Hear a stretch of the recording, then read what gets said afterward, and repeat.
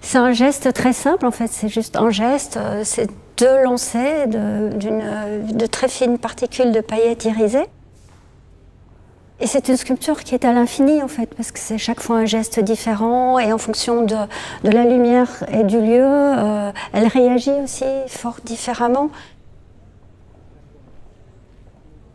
De mon travail, beaucoup de choses sont saisissables, et je travaille beaucoup sur des questions de la perception profonde et du corps du visiteur, et effectivement de l'action de la lumière et comment celle-ci réagit en fonction des différents matériaux que j'utilise, solides, liquides, gazeux.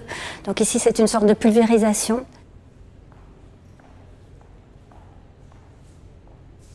Ce qui est aussi très particulier, c'est qu'elle n'existe, c'est une sculpture très momentanée, puisqu'elle peut disparaître, c'est un coup de balai, et puis on recommence, et donc elle est comme ça, ouverte à l'infini. Et c'est un peu le portrait de quelqu'un aussi, de la personne qui lance, de son geste, de ce moment qui est saisi.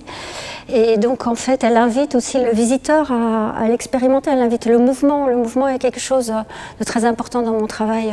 Les sculptures invitent toujours à un déplacement, une expérience de l'espace, mais aussi une expérience de la temporalité, parce qu'il y a un rapport au temps qui s'installe dans les propositions que je fais, une sorte parfois de décélération, parfois d'accélération.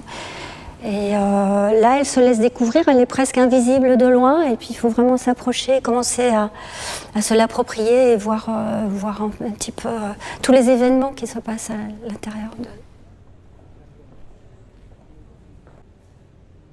Il existe effectivement, une version d'une sorte de bleu lagon et encore 2 autres couleurs, mais ici il me semblait plus juste de travailler avec quelque chose de presque invisible sur le sol à distance et qu'on puisse vraiment s'approprier à mesure qu'on s'approche de la sculpture.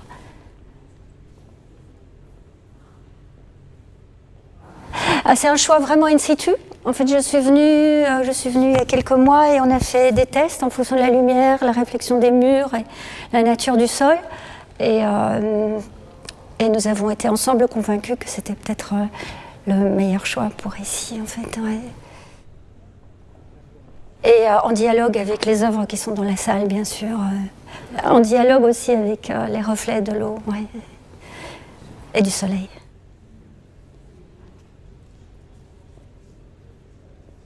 Dans mon travail, c'est toujours des gestes assez simples, en fait. C'est un peu cette expérience de l'échappée, de la chose qui échappe, qui est donnée à voir ou donnée à expérimenter.